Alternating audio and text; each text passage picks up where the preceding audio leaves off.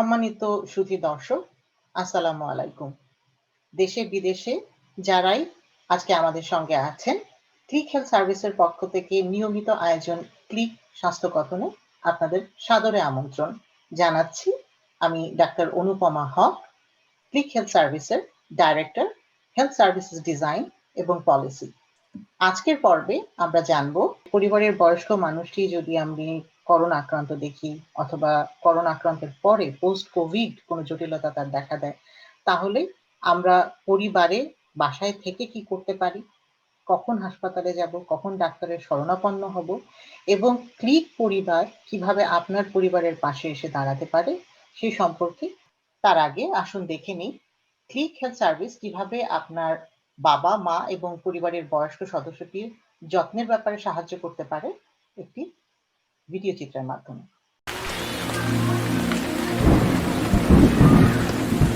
ছোটবেলায় বৃষ্টিতে ভিজলেই প্রচণ্ড জ্বর হতো আমার। মনে পড়ে খুব সামান্যতেই মা বাবা কিভাবে যে আগলে রাখতেন আমাকে। মা, কেমন আছো মা?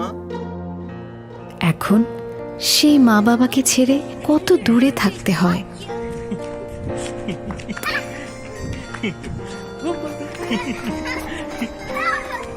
তবু মন পড়ে থাকে সব সময় তাদের পাশেই। আজ বারবার মনে হচ্ছে মুহূর্তেই ছুটে চলে যাই তাদের কাছে, পাশে বসে জিজ্ঞেস করি কেমন আছো এখন। আমাদের বয়স যেই গতিতে বাড়ছে, তাদের ঠিক সেই একই গতিতে বয়স কমছে। অনেক সময় তারা হয়ে যাচ্ছে শিশুর মতো। শুধু উপদেশ নয়, এখন তাদের প্রয়োজন মমতার বন্ধন। শুধু স্বাস্থ্য বিষয়ক পরামর্শ নয়, বরং দরকার আড্ডার ছলে শূন্যতা পূরণের ব্যবস্থাও।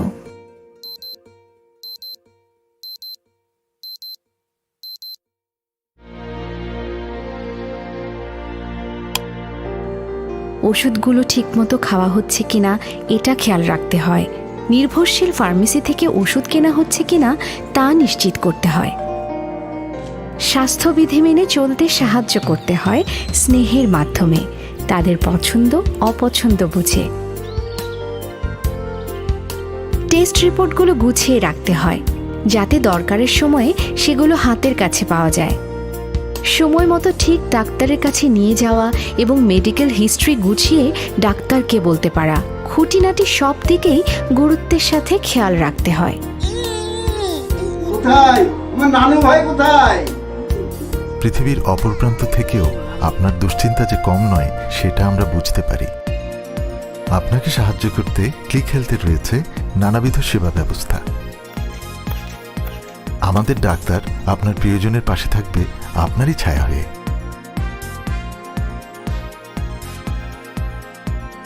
শারীরিক মানসিক অবস্থার হালনাগাদ তথ্য দিয়ে আপনাকে সম্পৃক্ত রাখবে প্রতিনিয়ত।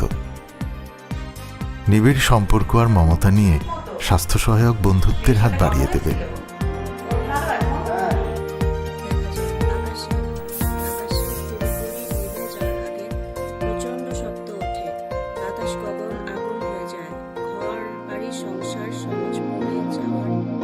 ক্লিক হেলথ বাংলাদেশ, আমেরিকা ও ইউরোপে অবস্থিত স্বাস্থ্য বিশেষজ্ঞ, চিকিৎসক, প্রযুক্তিবিদ ও উদ্যোক্তাদের একটি সম্মিলিত প্রচেষ্টা।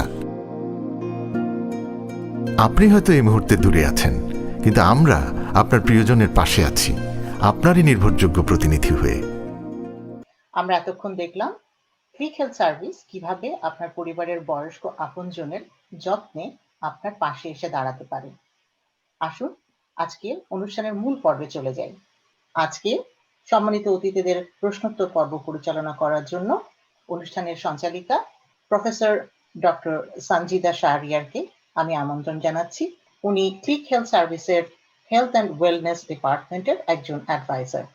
Professor doctor Sanjida Shahriar. ধন্যবাদ ডক্টর অনুপমা হক। সুপ্রিয় দর্শক, বাংলাদেশে গত এক বছরে কোভিড আক্রান্ত হয়ে বয়স্করা মারা গেছেন 39% এবং এই মৃত্যুর হার সব থেকে বেশি, এটা গবেষণায় প্রকাশিত হয়েছে। এই কথা চিন্তা করেই বয়স্কদের যত্নের উপরে কি করা যায় এই নিয়ে ক্লিক হেলথ আজকের পর্বটি সাজিয়েছেন, এবং আমাদের আজকে অনুষ্ঠানে অতিথি হিসেবে আছেন ডক্টর B.M. আতিকুজ্জামান, faculty of college of medicine, university of central Florida, পরিপাকতন্ত্র এবং লিভার বিশেষজ্ঞ। ডক্টর আতিকুজ্জামান কেমন আছেন? অনেক ধন্যবাদ, ভালো আছি। আপনি কেমন আছেন? ভালো আছি, ধন্যবাদ। এবং আমাদের আজকের অনুষ্ঠানে আমরা অতিথি হিসেবে পেয়েছি professor Ayesha Mannan Sikdar, professor of medicine and pulmonary medicine, university of Pikeville college of osteopathic medicine, Kentucky. Doctor Ayesha Mannan Sikdar কেমন আছেন? জি, ভালো আছি। অনেক ধন্যবাদ আমন্ত্রণের জন্য।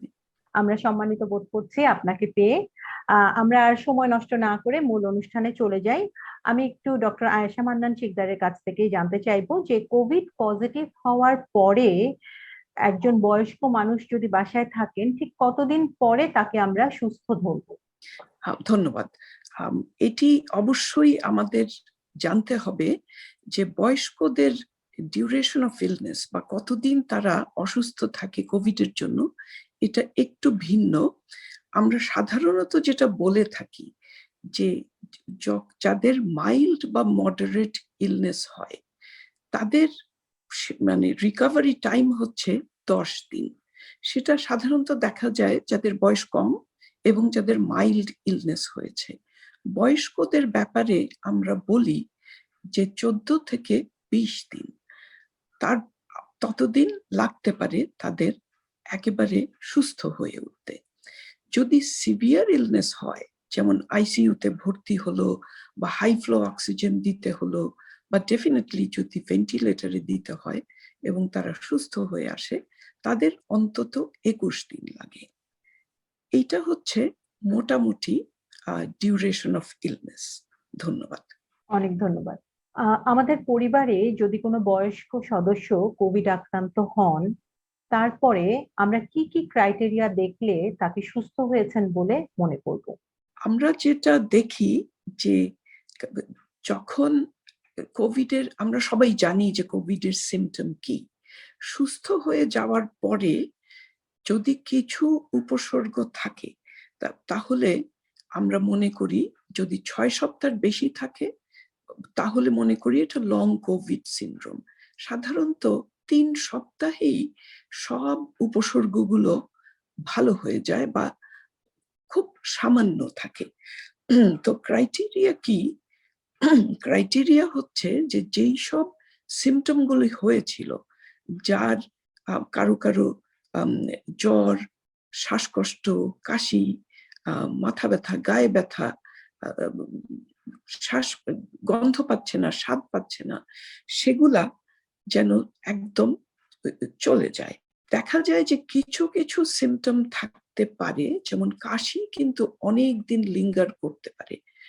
আমার যথেষ্ট রোগী আছে যারা বলে 6 সপ্তাহ কাশি রয়ে গেছে। কাশি ছাড়া অন্য সিমটম গুলা যদি ভীষণভাবে কমে যায়, সেটা আমরা বলি যে ক্রাইটেরিয়া অফ রিকভারি। এবং জ্বর হচ্ছে সবচাইতে সেন্সিটিভ ইন্ডিকেটর। আমরা দেখেছি যে 80% বেশি মানুষের জ্বর থাকে। জ্বর যদি কারো 3 দিন না থাকে তাহলে সেটা most important indicator, criteria for recovery. অন্য উপসর্গগুলো কমে যাবে, জ্বর অন্তত 3 দিন থাকবে না, কাশি একটু একটু অনেক দিন থাকতে পারে। এই হচ্ছে ক্রাইটেরিয়া। ধন্যবাদ। অনেক ধন্যবাদ। পরিবারে যদি বয়স্ক রোগীটির কোভিড হয় এবং তারপরে দেখা গেল যে তার কোভিড থেকে তিনি সেরে উঠেছেন এবং রিপোর্ট নেগেটিভ আসলো, এই অবস্থায় কোভিড মুক্ত হবার পরেও বয়স্ক সদস্যটি উনি কি কোনো জটিলতায় আক্রান্ত হতে পারেন? জি, অবশ্যই গুরুত্বপূর্ণ প্রশ্ন। জটিলতা ফুসফুসের ব্যাপারে যেটা হতে পারে সেটা সবচাইতে ইম্পর্টেন্ট হচ্ছে পোস্ট কোভিড ফাইব্রোসিস বা ফুসফুসটি শক্ত হয়ে যাওয়া, এটা হতে পারে। এছাড়া যেগুলা হতে পারে, যেমন লিঙ্গারিং ব্রেন ফগ অনেক দিন ধরে থাকতে পারে, উইকনেস বা দুর্বলতা অনেক দিন থাকতে পারে। কিছু কিছু রোগী দেখা যায় যে তাদের ভালো হয়ে গেছে, স্বাদ বা গন্ধ তারা পাচ্ছে, কিন্তু আবার কিছুদিন পরে সেটা দেখা গেল যে স্বাদ পাচ্ছে না, সেটাও হতে পারে। গায়ে ব্যথা, মাসল পেন, বডি এক, এগুলাও হতে পারে। আমি একটি গুরুত্বপূর্ণ বিষয়ে সবাইকে সচেতন করতে চাই, সেটা হচ্ছে ধূমপান। যদি কেউ ধূমপায়ী থাকে, তার সিভিয়ার কোভিড হওয়ার, মারাত্মক কোভিড হওয়ার সম্ভাবনা বেশি থাকে। তার পোস্ট কোভিড সিনড্রোম হওয়ার কাশিটা যেটা, সেটা থাকার সম্ভাবনা বেশি থাকে। পোস্ট কোভিড ফাইব্রোসিস কিন্তু যারা ধূমপায়ী তাদের বেশি হয়। সে ধূমপায়ী যদি বয়স্ক মানুষ হয় তাহলে তো আরো বেশি রিস্ক। তো আপনারা যারা ধূমপান করছেন তারা ধূমপান থেকে বিরত থাকুন, রোগীর আশেপাশে ধূমপান করবেন না। আমার প্রচুর রোগী ধূমপায়ী, তারা কিন্তু ওই কোভিড যুগে তারা কিন্তু ধূমপান ছেড়ে দিয়েছে। তো আমি এটা আবারও জোর করে বলতে চাই। এবং বয়স্ক রোগীদের নিয়ে আজকে যে আমাদের এত গুরুত্বপূর্ণ আলোচনা হলো, বয়স্ক রোগীদের কিন্তু আমরা ঘাবড়ে দিতে চাই না। আমাদের প্রচুর রোগী ৮০ বছর, ৮৪ বছর, এবং এই গত সপ্তাহে আমার ৯৪ বছর বয়সের রোগী কিন্তু কোভিড হয়ে বাড়িতে ফেরত গেছে। তা আমরা সচেতন থাকবো, কিন্তু নিরাশ থাকবো না। ধন্যবাদ। এখন একটা কথা খুব শোনা যাচ্ছে, long Covid, post Covid syndrome. আমার পরিবারের বয়স্ক মানুষটি লং কোভিড সিনড্রোম বা পোস্ট কোভিড সিনড্রোমে আক্রান্ত হয়েছেন, এটা আমি কি কি লক্ষণ দেখে বুঝবো? ধন্যবাদ। যদি পরিবারের রোগীর আগে তার উপসর্গগুলো ছিল না, যেমন সে আগে আরো হাঁটাচলা করতে পারতো, আরো অ্যাক্টিভ ছিল, সেগুলো সে করতে পারছে না, তার শ্বাসকষ্ট হচ্ছে, শ্বাসকষ্টটা থেকে যাচ্ছে, আগে ছিল না সেটা তার এখন দেখা যাচ্ছে, সেটা আরেকটা উপসর্গ। যদি তার অ্যাজমা বা সিওপিডি থেকে থাকে, এখন সেটি আরো বেশি সিমটম বা শ্বাসকষ্ট আরেকটু বেশি হচ্ছে। এবং কাশিটা একটু সামান্য খুসখুসে কাশির চাইতে একটু বেশি, এগুলা হচ্ছে লক্ষণ। তো আমরা এগুলা, আমার প্রচুর রোগী আছে যারা বলে, যাদের আগে অ্যাজমা বা সিওপিডি ছিল, তারা বলে যে ৬ মাস হয়ে গেছে, এখনো কিন্তু আমি আগের পর্যায়ে ফেরত যাইনি। সেটা এই লক্ষণগুলা হতে পারে। ধন্যবাদ। অনেক ধন্যবাদ। আমাদের পরিবারে কোনো বয়স্ক রোগী থাকলেন এবং তিনি পোস্ট কোভিড সিনড্রোমে ভুগছেন, এরকম যদি থাকে কেউ, তাহলে সেই বয়স্ক মানুষটির ক্ষেত্রে কি কি ভাইটালস গুলো, যেমন ব্লাড প্রেশার বা যে রেগুলার যে ভাইটাল সাইন গুলো যেগুলো বাসায় আমরা মনিটর করতে পারি, মাপতে পারি, আমরা কি কি জিনিসগুলো মাপবো? আমরা যেটা মাপবো সেটা হচ্ছে তাদের অবশ্যই তাদের ব্লাড প্রেশার এবং আমাদের পালস, এটা আমাদের দেখতে হবে, হার্ট রেটটা। সেই সাথে আমরা অক্সিজেনটা সবসময়ই দেখবো, যদি সম্ভব হয় পালস অক্সিমিটারটা দিয়ে যদি আমরা অক্সিজেন মনিটর করি। যদি কারো অক্সিজেন স্যাচুরেশন ভালো থাকে কিন্তু তার সিমটম হচ্ছে, তার মানে এটা হচ্ছে পোস্ট কোভিড সিমটম, এটা মারাত্মক কিছু নয়, এটা আমাদের মনিটরিং এই ভালো হয়ে যাবে। আমি একটা কথা অ্যাড করতে চাই, যে এই যে পোস্ট কোভিড সিনড্রোম গুলো আমি যে বললাম, অনেকের এটা থাকতে পারে ৬ মাসেরও বেশি, এটা কিন্তু আলটিমেটলি ভালো হয়ে যায়। 95% মানুষেরই কিন্তু আলটিমেটলি ভালো হয়ে যায়।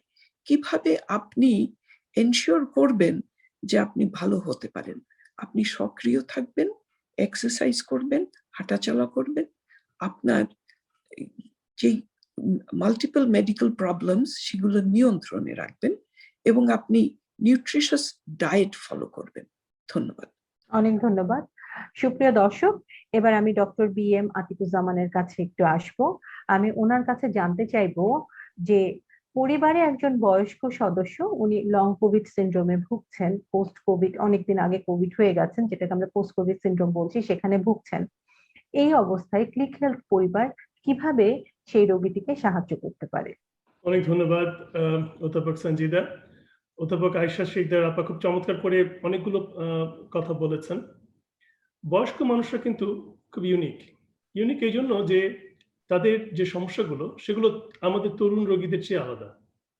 এবং আরো একটা খুব ইম্পর্টেন্ট কথা উনি বলেছেন, সেটি হলো যে তাদের একটা মাত্র মেডিকেল কন্ডিশন থাকে না, তাদের অনেকগুলো মেডিকেল কন্ডিশন থাকে। আর সে কারণে সেটি হয়ে যায় অনেকটা জটিল। আরো একটা ব্যাপার হলো যে বয়স্ক মানুষের অনেক সময় দেখা যায় যে উপসর্গ একজন তরুণ মানুষের যেমন হয় সেরকম হয় না। এবং কোনো ক্ষেত্রে অনেক রোগের ক্ষেত্রে বয়স্ক মানুষদের উপসর্গও কিন্তু ঠিক মতন বোঝা যায় না। আর সেজন্যই আগে থেকে একজন বয়স্ক মানুষের কি সমস্যা আছে সেগুলো যদি আমরা ঠিক মতন লিপিবদ্ধ করতে পারি, এবং বিশেষ করে কোভিডের সময় যাদের মাল্টিপল মেডিকেল প্রবলেম আছে এবং যারা অনেকগুলো ওষুধ খাচ্ছে, এই জিনিসগুলো একটা জায়গায় ঠিক মতন লিপিবদ্ধ করে রাখা খুব দরকার। ক্লিক হেলথ কিন্তু এই কাজটি করে যে ধরুন আপনার আত্মীয় বাসায় ফিরে আসলো বা বাসাতেই তারা কোভিডে আক্রান্ত হয়ে বাসায় আছে কোভিডের পরে, তার বেসলাইন মেডিকেল কন্ডিশনটা কেমন আছে, তার কি আসলেই কোভিডের লং টার্ম যে সাইড ইফেক্টগুলো আমরা যেটা দেখি যে লং কোভিড যেটাকে আমরা বলছি সেটি আসলে আছে কিনা, থাকলে সেটি কি রকম, তার যে মেডিকেল কন্ডিশনগুলো আছে যেটা অধ্যাপক আয়েশা শিকদার খুব চমৎকার করে বলেছেন যে তার অন্যান্য মেডিকেল কন্ডিশনগুলোকে আমাদেরকে অ্যাড্রেস করতে হবে, দেখতে হবে তারা ওষুধগুলো ঠিক মতন খাচ্ছেন কিনা, তাদের ব্লাড টেস্টগুলো করা হয়েছে কিনা, যদি হয়ে থাকে সেগুলো কি ওষুধ যেগুলো খাচ্ছেন সেগুলো ঠিক ডোজে খাচ্ছেন কিনা, তার অ্যাম্বুলেশন হচ্ছে কিনা, তার নিউট্রিশন ঠিক মতন হচ্ছে কিনা, তার ডাক্তারের অ্যাপয়েন্টমেন্ট যেটা হওয়ার কথা ছিল সেটি তিনি রাখছেন কিনা, তার ব্লাড টেস্ট করার দরকার ছিল সেটি তিনি করছেন কিনা। এই জিনিসগুলো কোঅর্ডিনেট করে হলো ক্লিক হেলথের চিকিৎসক ঘরে যেয়ে। অনেক রোগী কিন্তু পোস্ট কোভিড সিমটমের জন্য লং টার্ম ফিজিওথেরাপির দরকার হতে পারে।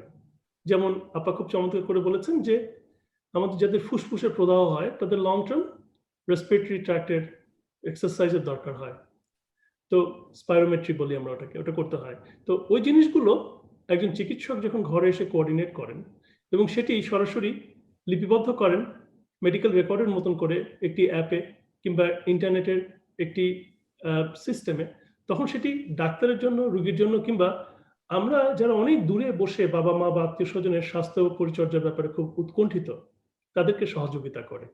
আর এই কাজটি আসলে ক্লিক হেলথের যারা কাজ করে, প্রকৌশলী, কম্পিউটার ইঞ্জিনিয়ার বা ডাক্তার একসাথে করছে। অনেক ধন্যবাদ। সুপ্রিয় দর্শক, আপনারা নিশ্চয়ই বুঝে গেছেন ক্লিক হেলথ হচ্ছে একটা সম্পূর্ণ নতুন ইনোভেশন বাংলাদেশের জন্য, যেটা বিভিন্ন পেশাজীবী ডাক্তার, ইঞ্জিনিয়ার সবাই মিলে তৈরি করেছে। এবং এখানে আমরা একটা নতুন কিছু আনতে চাচ্ছি, যেখানে একটা মানুষকে শুধু রোগী হিসেবে না, তাকে সম্পূর্ণ হিসেবে, যেটা ডক্টর আতিক বলছিলেন, যে একদম হোলিস্টিক হিসেবে তাকে দেখার যে জায়গাটা, এই দৃষ্টিভঙ্গির জায়গাটা পরিবর্তনে কাজ করছে এবং দায়বদ্ধতার জায়গা থেকে কাজ করছে। ক্লিক হেলথের নিজেদের ডাক্তার, যেই ডাক্তারকে রোগী দেখাচ্ছেন তিনি, এবং প্রয়োজন যদি হয় সেই ডাক্তারকে সাথে নিয়ে, এই কথাটা আমি বিশেষভাবে বলবো, ক্লিক হেলথ কোনো ডাক্তারকে রিপ্লেস করতে চায় না। তারা চায় যে সম্মিলিতভাবে প্রয়োজনে সেকেন্ড ওপিনিয়ন নিতে হলেও দেশে বিদেশে বিভিন্ন ডাক্তার প্যানেল আছে, তাদের সাথে যোগাযোগ করিয়ে দেওয়ার দায়িত্বটা ক্লিক হেলথ নিজের ঘাড়ে তুলে নিতে যাচ্ছে। আপনারা পাশে থাকবেন। এবার আমি ফেরত যাচ্ছি ডক্টর অনুপমা হকের কাছে। অসংখ্য ধন্যবাদ প্রফেসর ডক্টর সঞ্জিদা আপনাকে এবং আমাদের সম্মানিত অতিথি professor doctor Ayesha, professor doctor Atik, আপনাদের দুজনকে। ওনারা খুব চমৎকার ভাবে তুলে ধরলেন যে পরিবারের বয়স্ক মানুষটি যদি আমি করোনা আক্রান্ত দেখি অথবা করোনা আক্রান্তের পরে পোস্ট কোভিড কোনো জটিলতা তার দেখা দেয়, তাহলে আমরা পরিবারে বাসায় থেকে কি করতে পারি, কখন হাসপাতালে যাব, কখন ডাক্তারের শরণাপন্ন হব, এবং ক্লিক পরিবার কিভাবে আপনার পরিবারের পাশে এসে দাঁড়াতে পারে সে সম্পর্কে আপনারা শুনলেন।